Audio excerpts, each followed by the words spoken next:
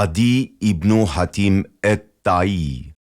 Ti besove kur nuk besuan, e pranove kur e mohuan, ishe besnik kur tradhtuan, sulmove kur të tjerët ikën. Omer ibn al-Hatabi. Në vitin e 9 të Hijretit, njërit prej mbretërve arab, pas një mospërfilljeje të gjatë, ju zbut zemra për iman dhe ju bind pejgamberit alayhi selam pas refuzimit edhe kundërshtimit. Ai ishte Adi ibn Hatim et-Tai, babai i të cilit ishte shembull për bujari e zemërgjerësi. Adi e trashëgoi udhëheqjen nga babai i vet dhe fisi Tai e zgjodhi për mbret. Ata u obliguan t'ia japin 1/4 e pasurisë së tyre dhe ja dorëzuan udhëheqjen e tyre. Kur pejgamberi alayhi selam e shpalli haptas thirrjen e tij të vërtet dhe arabët filluan t'i përgjigjen thirrjes së tij, vend pas vendi, Adi pa në thirrjen e pejgamberit një konkurrencë të fortë, e cila do ta mposhte autoritetin dhe pushtetin e tij. Për këtë e urrejti pejgamberin alayhi selam për së tepërmi, edhe pse ai nuk e njihte atë dhe ndjeu ndaj tij një armiqësi të jashtëzakonshme. Këtë qëndrim armiqësor ndaj Islamit e mbajti afër 20 vjet, derisa Allahu ja hapi zemrën ndaj thirrjes së vërtetë. Për kalimin e Adijit në Islam, ekziston një tregim që nuk mund të harrohet. Atëherë ja japim fjalën njeriut të na rrëfej për tregimin e tij, sepse ai për këtë është më kompetent. Adi thot: nuk besoj se ka ekzistuar dikush në mesin e arabëve që e ka urryer më shumë se unë pejgamberin alayhi selam kur ka dëgjuar për të.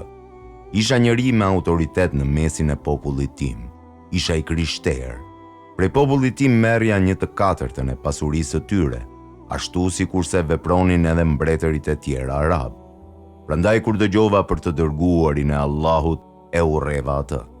Mirë po kur fuqia e tij u rrit dhe ushtrit e tij filluan të shëtisin prej lindjes deri në perëndim të tokave arabe, i thash njërit prej robërve të mi, i cili ruante devet e mia: përgatit disa nga devet e mia më të majme edhe më të shpejta, dhe lidhi ato afër meje, e nëse dëgjon për ushtrinë e Muhamedit apo për ndonjë nga patrullat e tij se ka shkelur në këtë pjesë, më lajmëro. Një ditë prej ditësh, ja beu robi im dhe më tha: o zotria im, atë që ke pasur ndërmend ta bësh, nëse në tokën tënde shkelin kuajt e Muhamedit, atë bëje tani. I thash: përse të pas nëna? Përse të pas nëna? Ai më tha: unë pash disa flamuj që valonin afër shtëpive tona dhe pyeta për ta e dikush më tha se ata janë të ushtrive të Muhamedit. Atëherë i thash: përgatit devet për të cilat të pata urdhëruar më parë dhe silli këtu afër meje. Pastaj pa humbur kohë, u çova dhe i ftova antarët e familjes sime dhe fëmijët e mi të largohemi nga toka të cilën aq shumë e kishim dashur, dhe u nisëm me nxitim të udhtojmë në drejtim të Shamit, që të bashkangjitem me bashkëluftëtarët e mi të krishterë dhe të vendosem në mesin e tyre.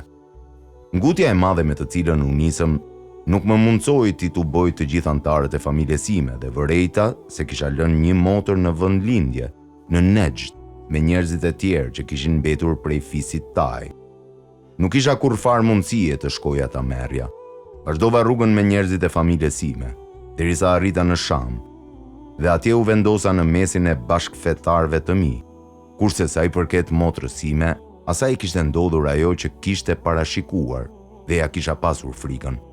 Derisa unë isha në Sham, më arritën lajme se kalorësit e Muhamedit i kishin sulmuar shtëpitë tona dhe e kishin marrë motrën time në mesin e të zënëve robër të tjerë dhe e kishin çuar në Jethrib.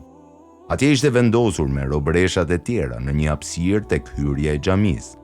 Aty pari kaloi pejgamberi alayhi selam, e ajo u ngritë dhe i tha: o i dërguari i Allahut, më vdiq babai, u tret ai që duhej të kujdesej për mua. Të lutem në Allah, ki mirësi për mua. Pejgamberi pyeti: kush është kujdestari yt? Ajo u përgjigj: Adi ibn Hatami. Pejgamberi ja ktheu: i ikuri prej Allahut edhe të dërguarit të tij. Pejgamberi alayhi selam pastaj shkoi dhe e la atë. Të nesërmen pejgamberi alayhi selam kaloi aty pari dhe ajo ja tha të njëjtat fjalë që ja kishte thënë një ditë më parë. Edhe pejgamberi ja dha të njëjtën përgjigje. Të pasnesërmen, Pejgamberi a.s. kaloi aty pari, por ajo kishte humbur shpresën, edhe nuk i tha asgjë. Mirë po, një njeri që ishte prapas saj, i tha qohu dhe fol. Ajo u ngrit dhe tha: "O i dërguari i Allahut, më vdiq babaje e u tret kujdestari, të lutem në Allah ki mirësi për mua." Pejgamberi a.s. i tha: "Ashtu qoftë." Ajo pastaj vazhdoi: "Unë dëshiroj t'i bashkangjitem familjes sime në Sham." Pejgamberi a.s. ja ktheu: "Por mos nxito të dalësh prej këtu, derisa të gjesh ndonjë njeri prej fisit tënd, në të cilin ti ke besim të plot për të çuar deri në Sham. Kur ta gjesh një njeri të këtill, më lajmëro." Pasi u largua pejgamberi a.s., ajo pyeti për njeriun i cili e nxiti që t'i flas pejgamberit a.s. Dikush i tha se ai ishte Ali ibn Ebi Talibi radiallahu anhu. Ajo qëndroi aty derisa erdhi një karavan në mesin e të cilëve kishte njerëz të cilëve ajo u besonte. Atëherë ajo shkoi tek pejgamberi a.s. dhe i tha: "O i dërguari i Allahut, ka ardhur një grup i njerëzve të fisit tim, në mesin e të cilëve ka të atill që kanë besim se do të më çojnë deri tek familja ime në Sham." Pejgamberi a.s. e veshi atë, ja dhuroi një deve që ta mbart, si edhe ja dha disa të holla, të cilat do t'i mjaftonin për rrugë. Kështu ajo u nis me karvanin.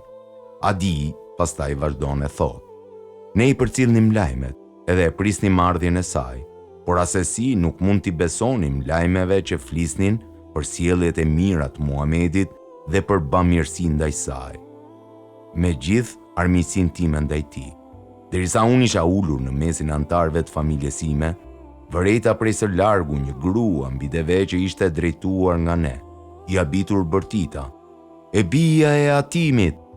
Kur qëndroi para nesh, nisi të më flas e nevrikosur: "Ti e ndërprerës i marrëdhënieve familjare, ti je mizor.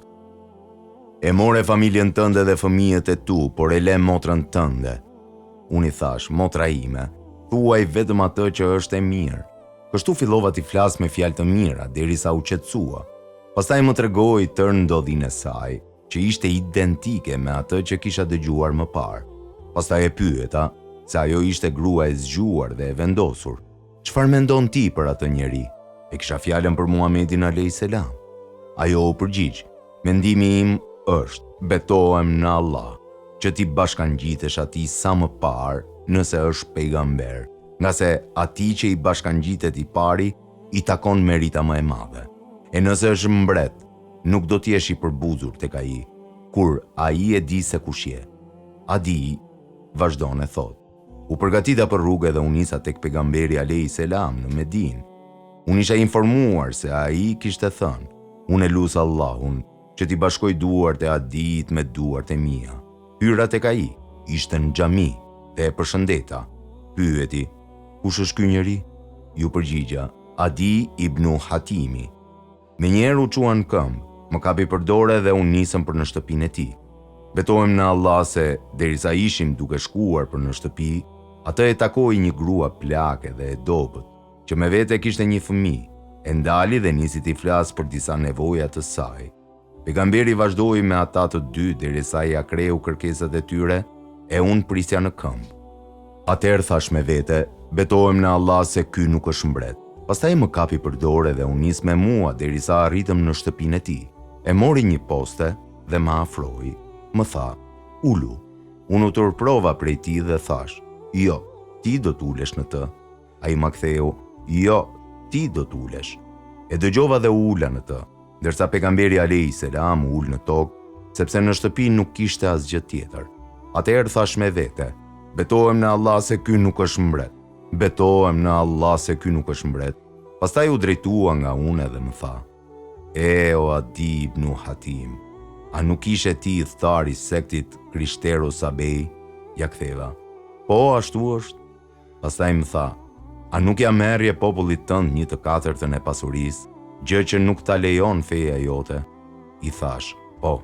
Atëherë kuptova se është pejgamberi dërguar nga ana e Allahut.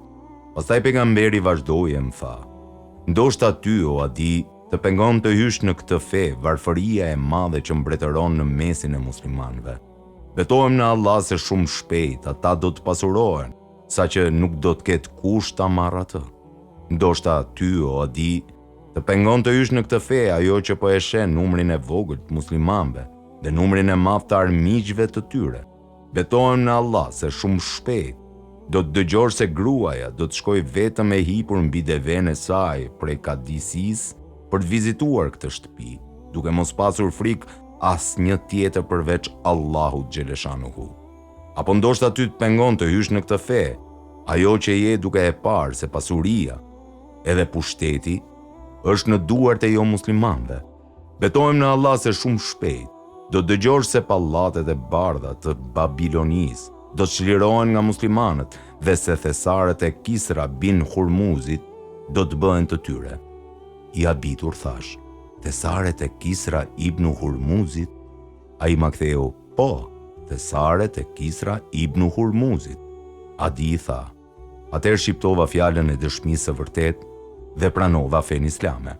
Allahu xheleshanuhu i dha jetë gjatë Adi ibn Hatimit, i cili gjithnjë thoshte, u realizuan 2 dhe mbeti e 3, edhe ajo do të bëhet patjetër. E pash gruan të niset prej Kadisisë mbi deven e saj, pa pasur frikë derisa ta arrijë në këtë shtëpi. Deshi fati të jem ndër kalorësit e parë që sulmuam thesaret e Kisras dhe i morëm ato. Betohem në Allah se së shpejti do të vije 3. Deshi Allahu xheleshanuhu ta realizoi fjalën e pejgamberit alayhis salam. E 3 u realizua në kohën e halifatit të devotshëm dhe modest, Omer ibn Abdulazizit, kur u shumua pasuria e muslimanëve, derisa njeriu thërriste se kush do ta marrë pasurinë e zekatit prej të varfërve të muslimanëve e nuk gjendej askush. Pejgamberi alayhis salam e tha të vërtetën. Adi ibn Hatimi e mbajti betimin e vet.